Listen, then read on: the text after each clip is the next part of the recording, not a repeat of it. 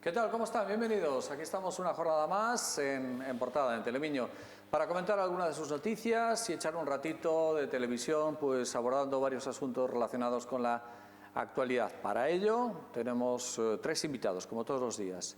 A los de hoy les saludo ya, son Lalo Gómez. ¿Cómo estás, Lalo? Muy buenas. Muy bien, muchas gracias. También está con nosotros Luis Seara. ¿Qué tal, Luis? ¿Qué tal? Muy Un buenas. placer. Y don Rafael García Losada. ¿Cómo está, Rafa? Muy bien. Encantado. Lectura de los titulares, ¿qué es lo que procede? De nuevo, la pandemia, sus derivadas y las decisiones administrativas políticas que se toman en ese sentido. Ahí está, Vilar de Bos y Maside pasarán San José con restricciones máximas.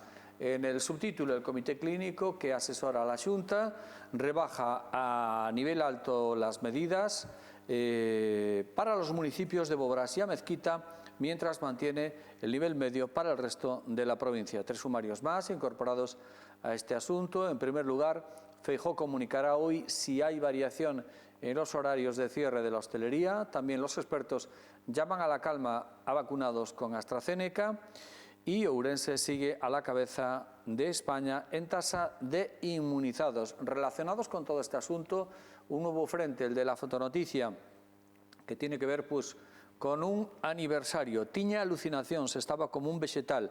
Es el primer paciente COVID de la UCI. Luis García, 75 años, el primer paciente COVID ourensano que ingresó en la unidad de críticos del Chúo el 16 de marzo del año pasado. Un año después ha tenido la oportunidad de reencontrarse con el equipo que lo atendió y rememorar aquella pesadilla. Más asuntos, indignación en el mundo del vino por su exclusión del plan de ayudas del COVID. Y en el apartado Más Noticias, lectura de tres sumarios. El primero de ellos, un veinteañero que salió con una niña de 14 alega al juez que era inmaduro. Los únicos grandes proyectos vivos en la ciudad se deben a inversiones externas y la tarjeta sustituye ya al dinero en efectivo, incluso para pagos en céntimos. En el apartado deportivo, Liga de Campeones, el Real Madrid a cuartos tras ganar al Atalanta por 3-1. En lo alto de la portada tenemos que el Parlamento gallego concede su medalla a los miembros de la Xeración Nos como consecuencia de la celebración del centenario de ese elenco de personajes tan vinculados, por otra parte, a la provincia de Ourense. Tenemos al otro lado del tejadillo una referencia a una publicación de Páginas Interiores, es el Xornal Escolar, unha soa voz nas aulas e en feminino. Es miércoles, día 17 de marzo del 2021, esa es la portada. A partir de ahí, pues vamos a desgranar algunos comentarios sobre la actualidad. ¿Estás esperanzado, no estás esperanzado con la evolución de la pandemia? ¿Te has vacunado ya con AstraZeneca? ¿Tú no eres de AstraZeneca? Bueno, tú eres tan insultantemente joven que a lo mejor vas a ser de los últimos en posiblemente que me tocará de los últimos, ¿no? Pero bueno, yo lo que debo decir en primer lugar es que el alarmismo que se produce desde luego no es nada positivo. Y además que no sé por qué razón, pero sí que es cierto que se genera esa advertencia, esa alarma en base a algo muy pobre, ¿no? Porque incluso 15 casos en toda Europa. En toda Europa, ¿no? Para los miles de vacunaciones que se han producido y bueno, yo obviamente hay que tomar las medidas de precaución oportunas, pero sí que ese altavoz, ese ruido que se ha creado alrededor de la vacuna de AstraZeneca me parece completamente injustificado, ¿no? Esperemos que pronto se retome la vacunación y que todo continúe a buena marcha, ¿no? Y respecto a lo de sentirme esperanzado o no, la verdad es que hay señales por ahí que dicen que de momento hay que ser precavidos, ¿no?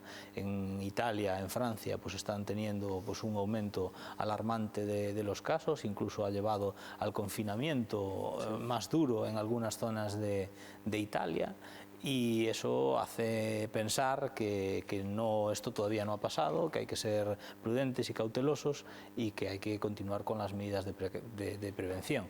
Si bien es cierto que en el escenario, sí, al medio plazo, yo creo que el desarrollo de las vacunas y el ritmo de vacunación si sigue siendo positivo, pues esperemos que veamos un poco más cerca la luz al final del túnel. Moi ben, e a don Luís, que non sei se por certo por idade lle chamaron, ainda non toca. A min non me toca de Astra, o cal non fala moi ben da miña idade. Tú eres de Pink Floyd, máis que de Eu Astra. son de Pink Floyd, efectivamente.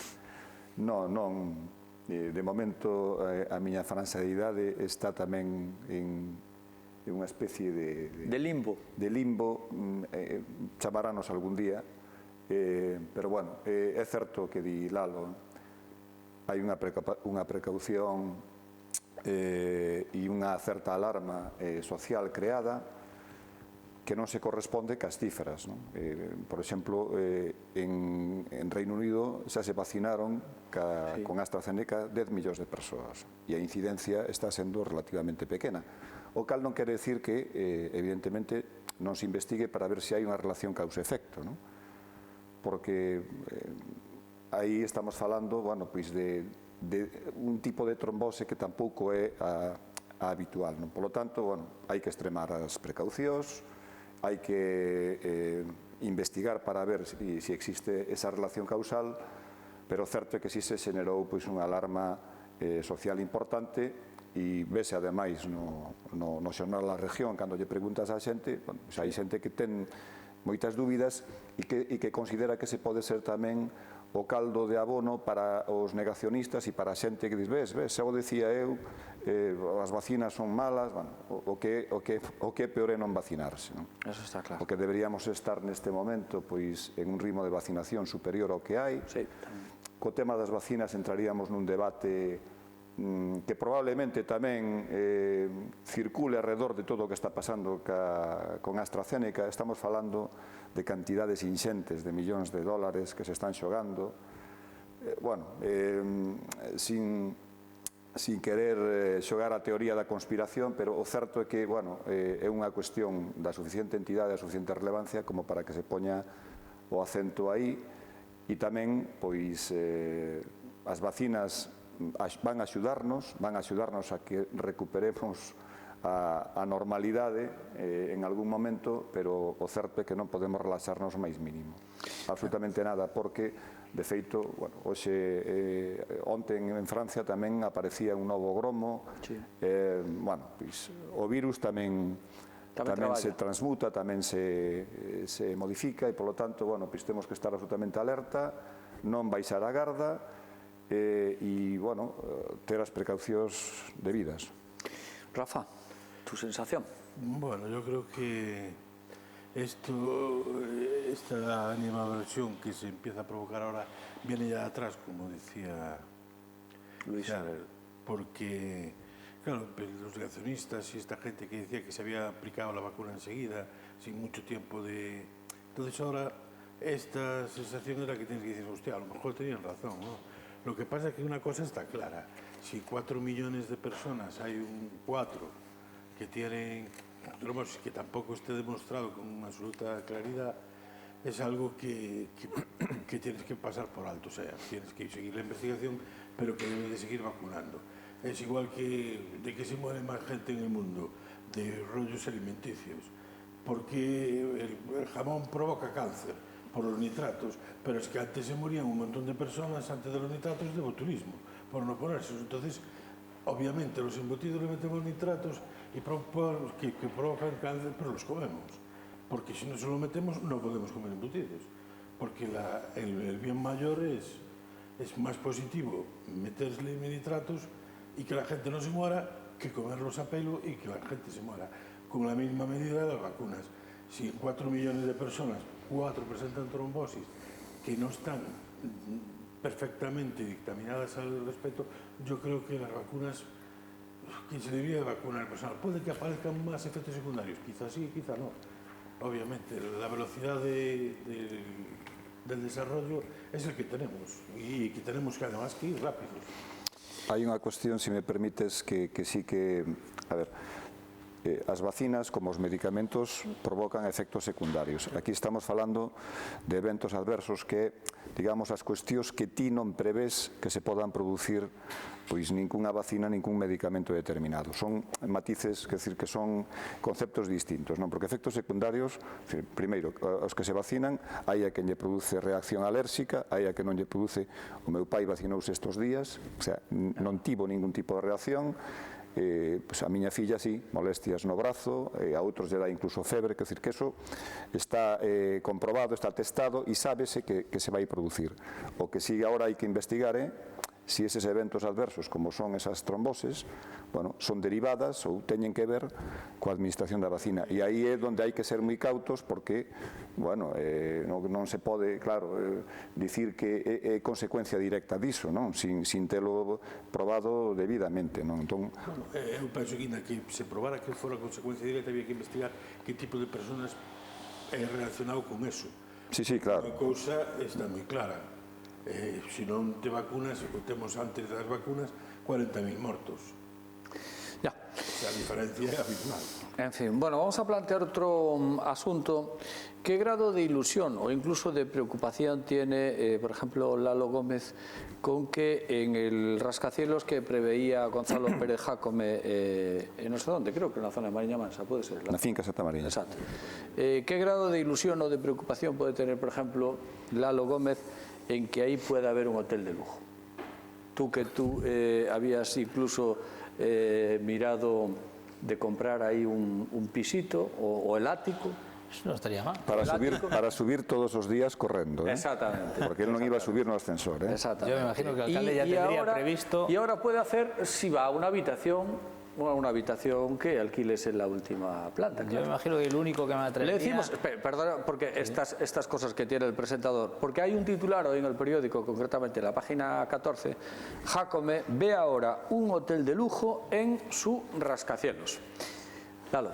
Bueno, yo lo único que me atrae de esta noticia es que estaría bien algo que le gusta mucho al alcalde, que yo también comparto, que es una carrera corriendo hasta la cima del tal, pero 80 plantas me parecen pocas. Bueno, él se subió a Empire State e o Bali, ¿no? Sí, de Benidorm. Este creo que tiene 110 plantas. O sea que 80 me parecen pocas, ¿no?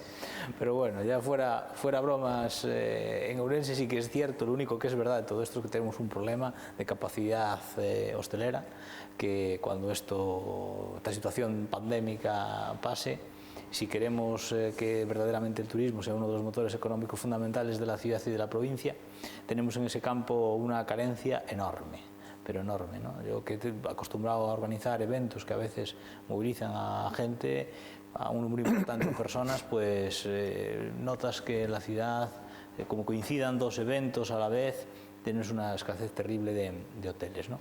Pero bueno, en vez de hacer ensoñaciones de torres de 80 plantas, sería mejor atraer a inversores o buscarse la vía de otra manera para poder suplir esa carencia que tenemos en la ciudad, ¿no? Yo, como digo, no me parece más que una ensoñación, ¿no? Plantear una torre de 80 plantas que no creo que sea ni viable económicamente, ni que sea positivo para la ciudad, ni estética, ni urbanísticamente, ni ningún sentido. Creo que aportaría nada bueno a la ciudad ese tipo de proyecto, ¿no?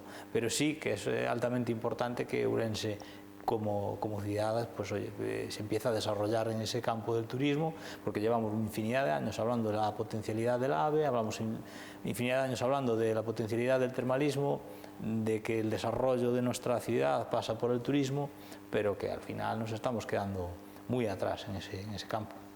Ya, se trata de ordenar los recursos, ver los que hay y tener una estrategia basada precisamente en esos recursos. Si la estrategia es levantarse por la mañana y decir, creo que de la torre de 80 pisos no solamente no la voy a hacer, sino que en el supuesto de que lo haga será un hotel de 5 estrellas. Sí, no, ese es... Que para gestionar un hotel de lujo... En Ourense. En Ourense, exactamente. Y en una zona de la ciudad que tampoco está próxima al centro, que estamos hablando de que desde el barrio de Mariña Mansa hasta el centro de la ciudad no estamos hablando de hacer una torre... En fin... un lugar icónico, estratégico da cidade. Bueno, vamos a seguir hablando de este y otros asuntos, pero permítanos que hacemos ahora un pequeñito alto para la publicidad. Volvemos de inmediato. Hasta ahora, amigos.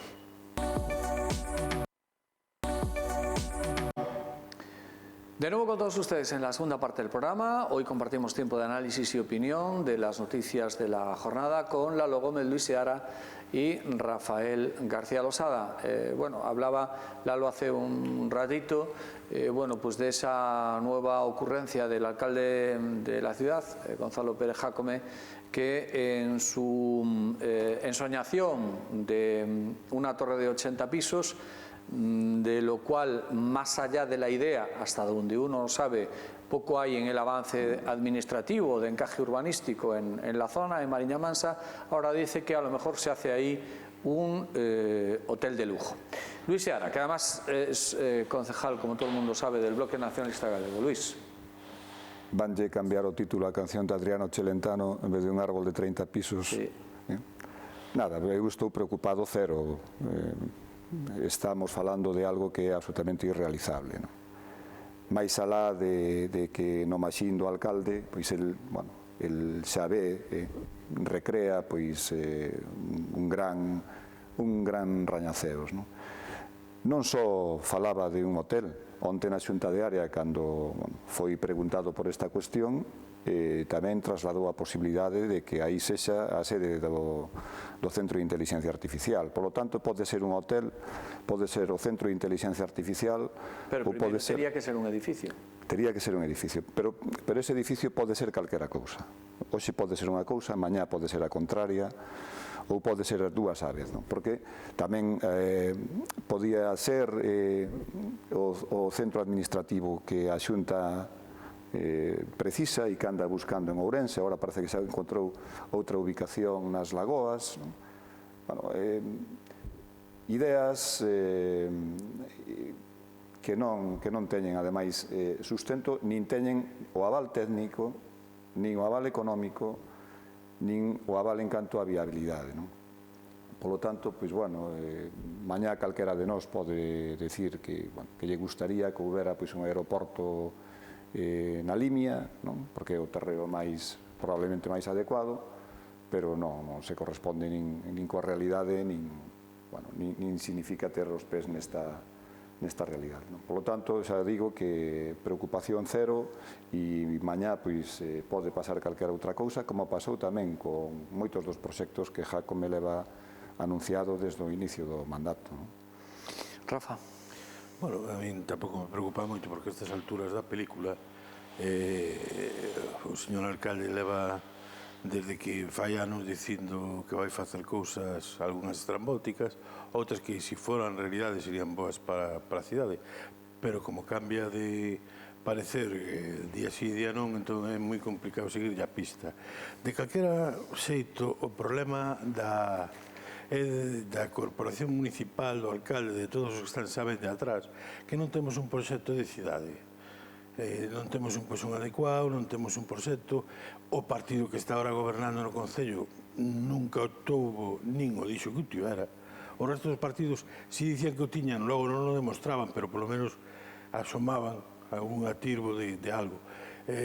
O alcalde xa máis dixo que tuvera un proxecto de cidade. Ele dicía cousas o chou, non? Vou facer unhas piscinas, un parque acuático, empezou en Oira, claro, un parque acuático que ten 40 hectáreas en Oira que ten 7.000 metros, home, non tiña sentido. Deuse conta, cambiou de chisme, vai ao hotel... Pasou a Untes, de Untes a Chabasqueira, onde está o Matadoiro.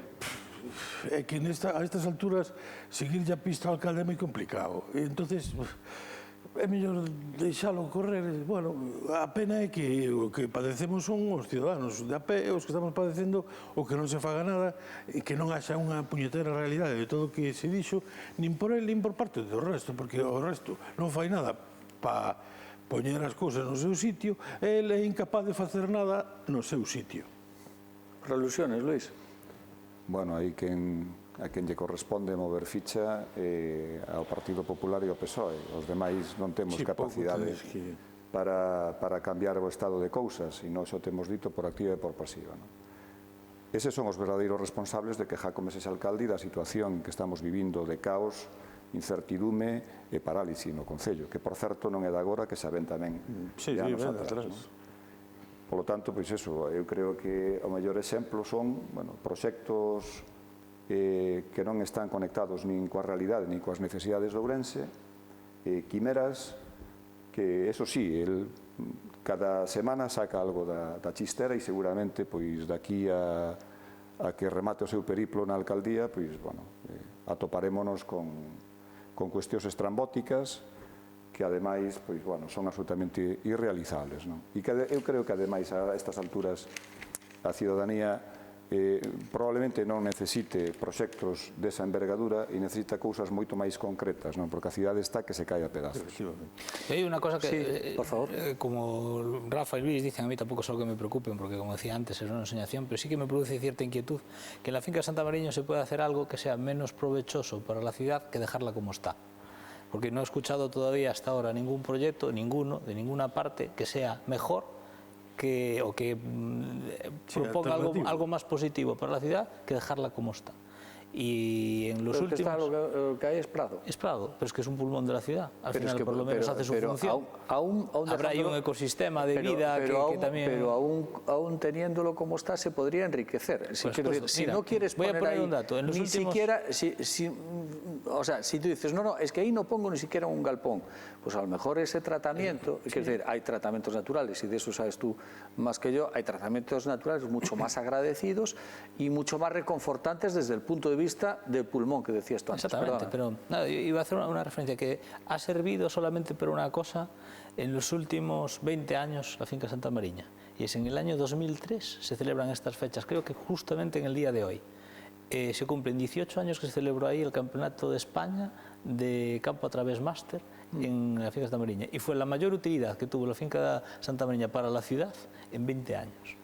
Y por lo demás fueron papeles, ideas, brindis al sol, pero no se ha hecho absolutamente nada. Por eso digo que el dejarla como está, arreglarla, adecentar la zona, prepararla para que sea un punto de fuga, de esparcimiento para los ourensanos, también es una posibilidad, que parece que solamente hay que poner en todas partes, hay que meter ladrillo, hay que urbanizar. No, pero es que tal como está tampoco la puedes atravesar claro. ni paseando. Hoy no, claro, pero con una intervención que sería infinitamente más económica que urbanizarlo, o sea, con un tratamiento, como una zona verde, pues sería muchísimo más provechoso para la ciudad que cualquiera de los proyectos que yo he visto hasta ahora. Esto no quiere decir que se desarrolle en el futuro algo que pueda ser positivo. Eu aí sí que quería facer un matiz, porque, primeiro, a finca Santa Mariña é unha área de reparto na que hai actores, non? E actores son Área de reparto nun plan de urbanismo que está suspendido. Nun plan de urbanismo que está suspendido, pero sí que hai aí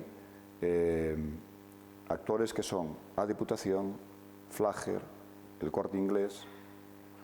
Por lo tanto, aí hai intereses urbanísticos, pero que se poden conxugar tamén con outro tipo de intereses. E eu recordo que aí hai un proxecto que quedou feito para facer un gran pabellón polideportivo adaptado para a ximnasia, unha piscina nesa zona, porque estamos falando dunha zona na que hai unha carencia de infraestructuras deportivas como en outras partes da cidade, que sí poden compatibilizar con iso, non? O que haberá que darlle unha volta a todo iso, porque aí hai intereses neste momento, hai intereses urbanísticos.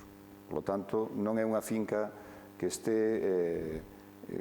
de momento está baleira, pero con expectativas urbanísticas futuras, non? Entón, hai que ver como se reconfigura esa cuestión. ¿Cómo somos en Ourense en ese sentido para no ser, encontrar sempre atrancos? É dicir, eso pode estar nun limbo xurídico e administrativo durante moitísimos anos, como por outra parte está a parcela da Farixa de Eroski, que penso que segue litigando no Concello, non? Sí, sí. De feito, na finca Santa Mariña, o Corte Inglés parece que xa desbota definitivamente a construción do hipermercado. Agora, Urbourense, que é unha das posuidoras de unha parte importante desa parcela, ten que sacar a poxa pública unha parte, porque sabedes que Urbourense está en liquidación e, polo tanto, ten que sacar os activos a poxa pública.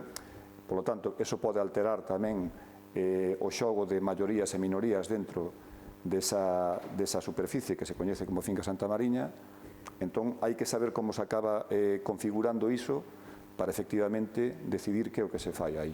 Nos apostamos por un gran espazo público, pero que pode ser perfectamente compatible pois co feito de que haxa equipamentos deportivos que necesita esa parte da cidade e que incluso con aproveitamentos urbanísticos tamén, por que non? Porque aí estaba proxectado vivenda social tamén. Rafa? Bueno, penso como eles, que iso ten que ter unha utilidade.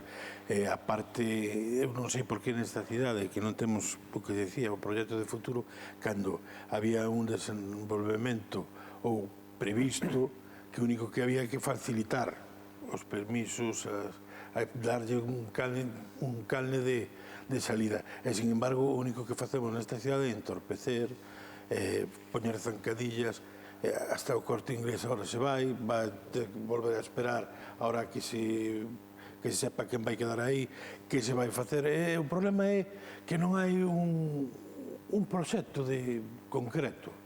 O Concello tiña que ter xa un proxecto concreto para ese sitio e desenvolvelo, pero rapidamente, non atrancalo, nin os permisos retrasan, que ten o permiso da comunidade, despois falta outro, un que o denuncia, que non salimos desas guerras intestinas que son as que bloquean esta cidade. La inversión externa salva los proyectos públicos estratégicos. La Plaza de Abastos, dice el periódico, única de la docena de obras en cartera en la que está implicado el Concello. Por cierto, Luis, ¿qué pasó con a última reunión? Pois pasou, primeiro, foi unha reunión enormemente productiva, na que os praceiros e praceiras nos din os grupos cales son os seus temores, as súas inquietudes a respecto do proxecto da Praza de Abastos.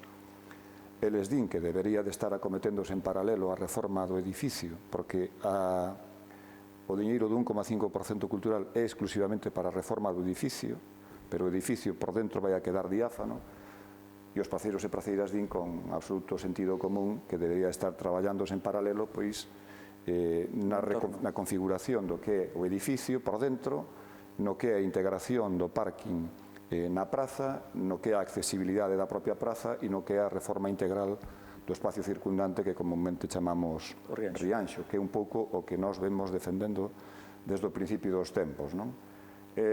Bueno, pois nesa reunión a que nos convidan a todos non comparece o goberno, non comparece o alcalde, o cal tamén xa dá mostras do desinterés que teñen por este proxecto, tiverono desde o principio dos tempos, e tamén se demostra, pois, en toda esta batalla que agora o Concello vai a ter que entablar, me imagino, co Ministerio de Fomento para evitar ter que devolver 1,4 millóns de euros, porque hai un expediente de reintegro dese diñeiro, porque a intervención do Ministerio di que xa non admite máis prórrogas. Isto non só hai que imputarlo ao actual alcalde, tamén me imagino que teñen moito que ver os que estiveron hai uns anos, porque foron prórrogas, pero non se acabou concretando absolutamente nada. E o feito é que cando non se cree, e aí coincido, cando non hai proxecto e cando non se cree nun proxecto que para nós é estratégico, un proxecto de dinamización socioeconómica de primeira magnitude, tamén un polo de atracción turística importante como son as prazas de Abastos, pois evidentemente pois non lle pos ningún tipo de interés e que morra todo, non? El non ten ningún interés en que ese proxecto se concrete en nada. Sí, Lalo. Ocurre en esta ciudad algo, es general, no solo en esta ciudad, pero aquí especialmente. Y es que se hacen las cosas a espaldas de quien verdaderamente las va a utilizar al final, ¿no?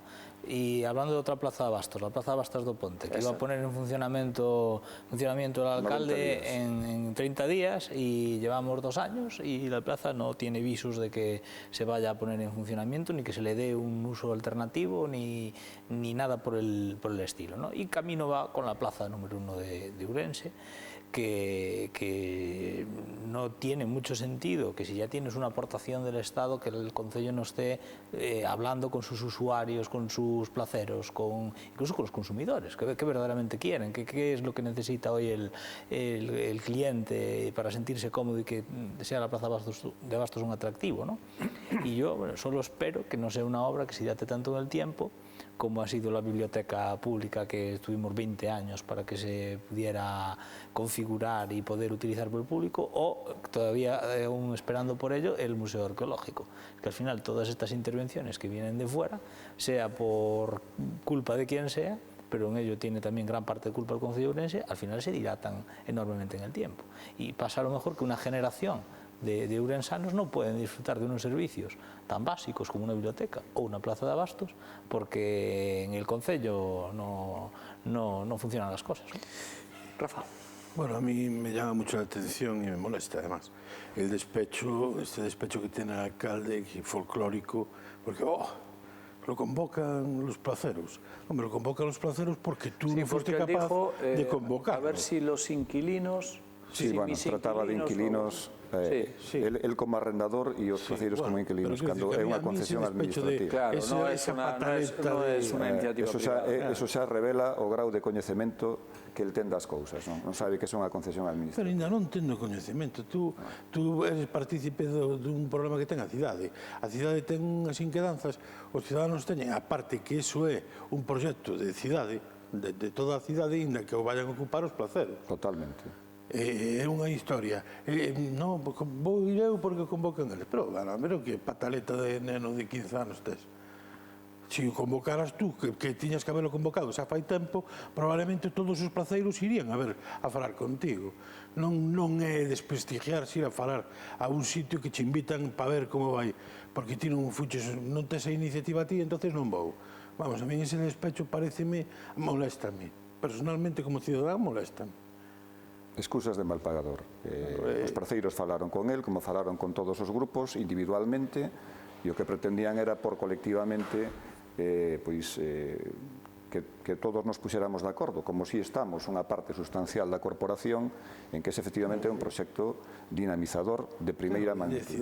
E despois, si me permites... Sí, para rematar.